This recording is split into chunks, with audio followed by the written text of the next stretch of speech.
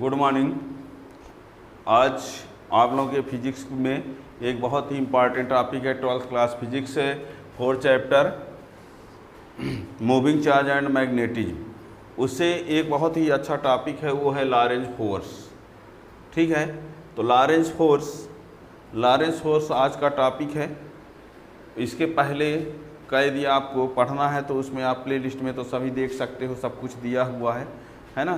तो आज का जो टॉपिक है वो है लॉरेंज फोर्स। स्टार्ट से लास्ट तक यदि आप पढ़ेंगे तभी इसको समझ पाएंगे। ठीक है ना। लॉरेंज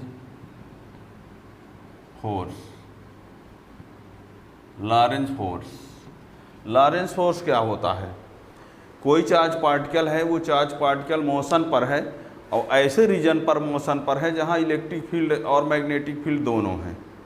कोई चार्ज पार्टिकल मोशन पर है और ऐसे रीजन पर वो मोशन पर है जहाँ इलेक्ट्रिक फील्ड और मैग्नेटिक फील्ड दोनों हैं। तो उसमें जो फोर्स का एक्सपीरियंस होगा उसको लॉरेंज फोर्स कहेंगे। ऐसा भी हो सकता है कि कोई चार्ज पार्टिकल केवल मैग्नेटिक फील्ड में यदि मूव कर रहा हो तो उसको भी लॉरेंज फोर्स कहते हैं। यानी लॉरेंज फोर्स दोनों केसों में होता है। यदि कोई चार्ज पार्टिकल मैग्नेटिक फील्ड में मूव कर रहा है तो उस पर एक्ट फोर्स लॉरेंज फोर्स होगा, या कोई चार्ज पार्टिकल ऐसे रीजन पर मूव कर रहा है जहां इलेक्ट्रिक फील्ड और मैग्नेटिक फील्ड दोनों हो तो उस पर एक्ट फोर्स लॉरेंज फोर्स होगा। लेकिन यदि केवल इलेक्ट्रिक फील्ड में कोई चार्ज पार्टिकल मूव कर रहा है तो उसको लॉरेंज फोर्स नहीं बोलते। यानी लॉरेंज फोर्स दो केस में बोल सकते हैं, या तो इलेक्ट्रिक फील्ड मैग्नेटिक फील्ड दोनों हो या कि सिर्फ मैग्नेटिक फील्ड हो। ठीक है ना। यानी force acting on moving charge particle in uniform magnetic field is called Lorentz force. और जो लॉरेंज फोर्स होता है वो कई फैक्टर पर डिपेंड होता है।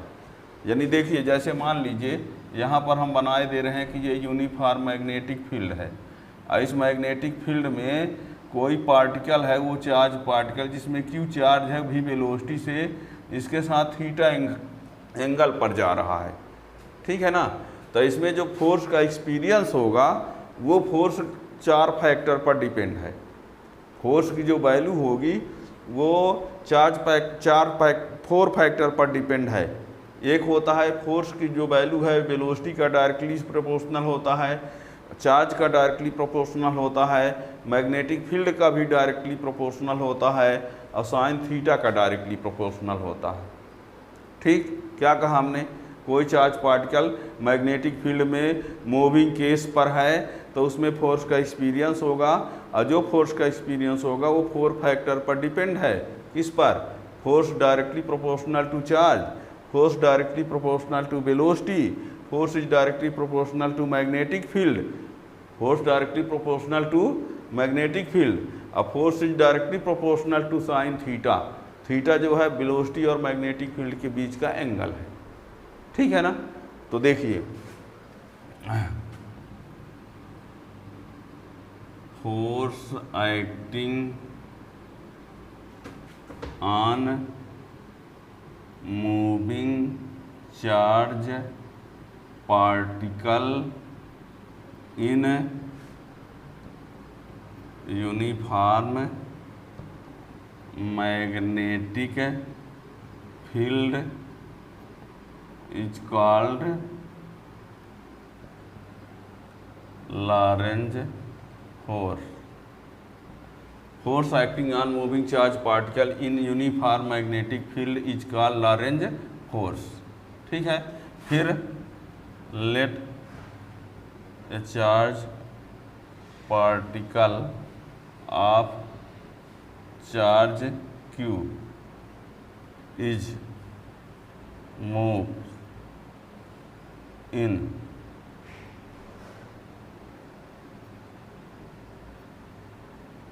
moves with velocity v in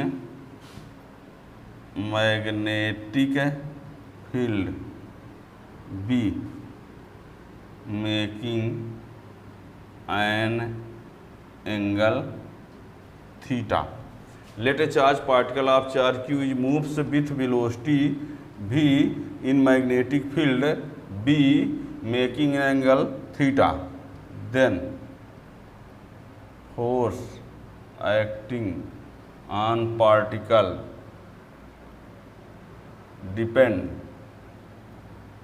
on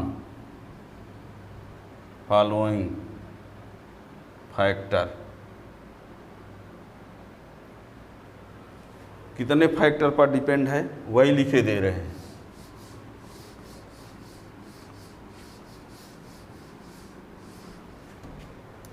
उनमें से पहला, force is directly proportional to charge, that is F proportional to Q। दूसरा है force is directly proportional to the velocity, that is F proportional to V। और force is directly proportional to magnetic field, that is F proportional B। अब force is directly proportional to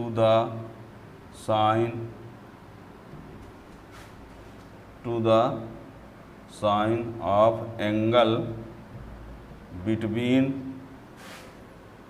magnetic field and direction of velocity,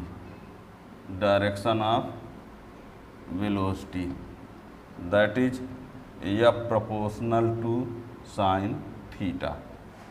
ठीक है ना। Force जो है कितने factor पर depend है? 4। उनमें से force directly proportional Q, force directly proportional to velocity, force is directly proportional to magnetic field, force is directly proportional to sine theta.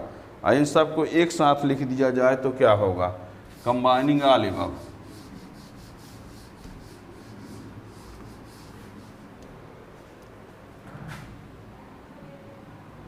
Combining all above एक साथ लिख दो, F proportional Q V B sine theta, ये R F equal to K Q V B sine theta, ये where K is constant,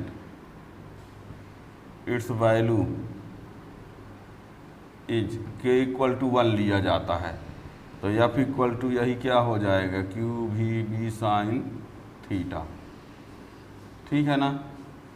इसी को इन vector form में लिखेंगे तो वेक्टर फॉर्म में क्या हो जाएगा? F इक्वल टू Q और ये V क्रॉस B, ये क्योंकि AB sine theta equal to होता है A cross B। 11th class में आप लोग पढ़े होंगे AB sine theta equal to A cross B, तब VB sine theta equal to V cross B। Q को क्या नहीं लिखे? Q तो स्केलर है। ठीक है ना। ये अब इसमें K की वैल्यू CGS या SI में 1 लिया जाता है।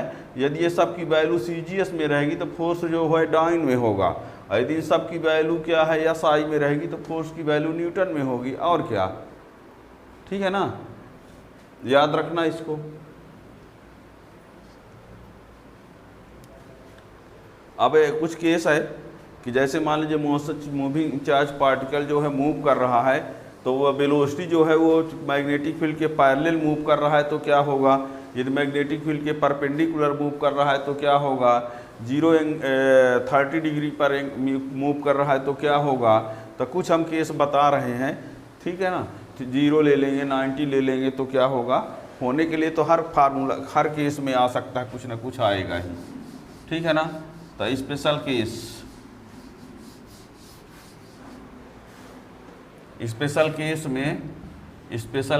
फर्स्ट में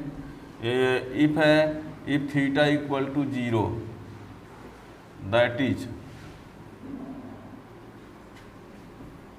that is particle moves parallel to magnetic field. समझ रहे हैं, पार्टिकल मूव्स पैरेलल टू, ये पैरेलल है, parallel to magnetic field. Theta zero कब होगा? जब पार्टिकल मैग्नेटिक फील्ड के पैरेलल जाएगा, ठीक है ना। Therefore from equation first F equal to Q V B sine zero, तो Q V B zero, total क्या हो गया? जीरो, ये हो गया। और सेकेंड केस में इफ थीटा इक्वल टू 90 ले लेते हैं, that is particle moves perpendicular to magnetic field, magnetic field के क्या हो? परपेंडिकुलर। तो इक्वेशन फर्स्ट से क्या हो जाएगा? F equal to Q V B sine 90, Q V B 1, Q V B F, ये मैक्स हो गया। क्या हो गया? मैक्स, ठीक है ना। अब यदि पार्टिकल जो है वेलोसिटी जीरो हो, if B equal to zero, then F equal to क्या हो जाएगा? जीरो होगा। मीन्स यदि कोई चार्ज पार्टिकल रेस्ट पर है मैग्नेटिक फील्ड में, तब भी फोर्स नहीं लगेगा।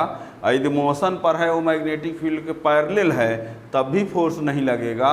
लेकिन जब कुछ एंगल पर होगा तब फोर्स का एक्सपीरियंस होगा। क्या क्लियर हुआ? कोई चार्ज पार्टिकल मैग्नेटिक फील्ड में है, यदि रेस्ट पर है, फोर्स का एक्सपीरियंस नहीं होगा। यदि वो मोशन में है लेकिन मैग्नेटिक फील्ड के पैरेलल जा रहा है, तब भी उसमें फोर्स का एक्सपीरियंस नहीं होगा।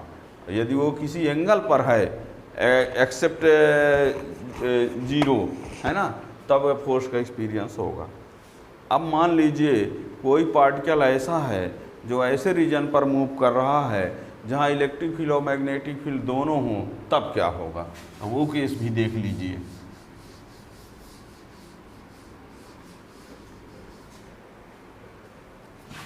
इफ है charge particle move in a region where electric field and magnetic field both are exist, then Lorentz force F equal to, देखिए यदि मैग्नेटिक फील्ड और इलेक्ट्रिक फील्ड दोनों का एग्जिस्ट है तो इलेक्ट्रिक की वजह से फोर्स एक्ट होगा और मैग्नेट की वजह मैग्नेटिक फोर्स भी। इलेक्ट्रिक फील्ड से फोर्स, मैग्नेटिक फील्ड से, इलेक्ट्रिक फील्ड से जो फोर्स जनरेट होगा वो ये होगा, और इससे जो जनरेट होता है वो अभी अभी आपने देख ही लिया कि ये होगा। ये इलेक्ट्रिक फील्ड से जनरेट फोर्स है, ये मैग्नेटिक फील्ड से जनरेट फोर्स ये है। तो Q को कॉमन कर देंगे तो E plus V cross B, ये लॉरेंज फोर्स का फार्मूला ये भी हो गया। ये उस समय होगा जब इलेक्ट्रिक फील्ड और मैग्नेटिक फील्ड दोनों का एग्जिस्ट होगा, ठीक है ना। तो ये आपको लॉरेंज फोर्स बता दिया। Lorentz force Q V B sine theta electric field magnetic field दोनों होने पर ये होगा, और कब मैक्सिमम होता है कब मिनिमम होता है बता दिया, ठीक है। और इसकी डायरेक्शन के लिए आपको बता दें, इसकी डायरेक्शन के लिए वही लेफ्ट हैंड रूल से आप ये ज्ञात कर सकते हो, ये मैग्नेटिक फील्ड को बताए और ये पार्टिकल का मोशन बताए तो थंब जो है वो क्या बताएगा? फोर्स को। यानी लॉरेंज फोर्स की डायरेक्शन यदि लाना हो तो आप लेफ्ट हैंड रूल का यूज करके ला सकते हैं। ये किसको बताना चाहिए? मैग्नेटिक फील्ड को। ये मोशन वेलोसिटी की डायरेक्शन को बताना चाहिए, तो ये जो है वो लॉरेंज फोर्स की डायरेक्शन होगी पॉजिटिव चार्ज पार्टिकल के लिए। और निगेटिव चार्ज पार्टिकल यदि है तो जो पॉजिटिव के लिए डायरेक्शन होगी उसका जस्ट अपोजिट निगेटिव के लिए होगा, ठीक है। और चैनल को सब्सक्राइब किए रहेंगे तो इसके बारे में कुछ और जानकारी है तो आप नेक्स्ट वीडियो में देख सकते हैं। चैनल सब्सक्राइब किए रहेंगे तो उसका नोटिफिकेशन मिल जाएगा। Thank you.